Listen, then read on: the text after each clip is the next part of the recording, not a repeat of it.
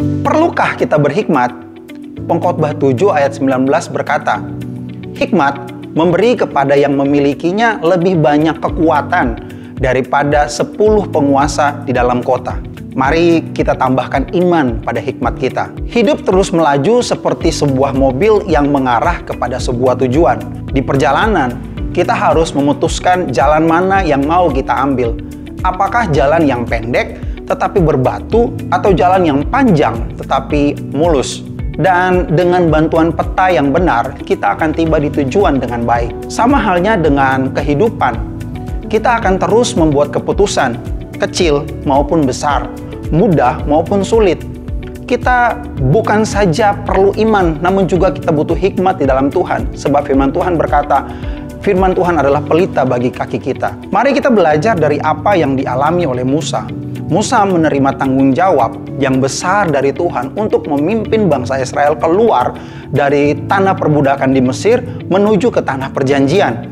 Kita tahu semua bahwa pada awalnya Musa tumbuh di istana Firaun, tapi pada akhirnya ia lari ke padang gurun. Suatu hari Musa mengalami perjumpaan dengan Tuhan secara pribadi. Sejak saat itu, setiap kali Musa mengalami kesulitan, Musa selalu bertanya kepada Tuhan apa langkah yang perlu atau yang harus dia tempuh.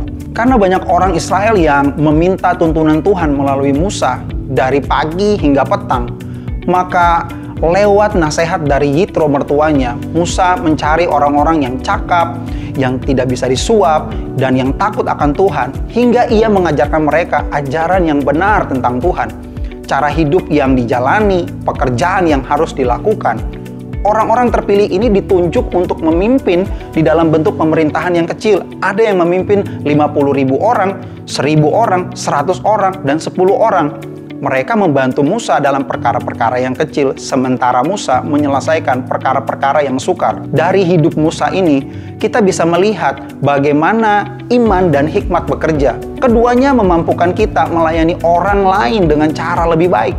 Keduanya mendatangkan kelegaan dan pertolongan. Iman mengubah keadaan, sementara hikmat mengubah diri kita. Iman memindahkan gunung itu, sementara hikmat melindungi diri kita. Di tengah masa pandemik saat ini, banyak hal yang berkaitan dengan hidup kita menjadi tidak bisa menentu.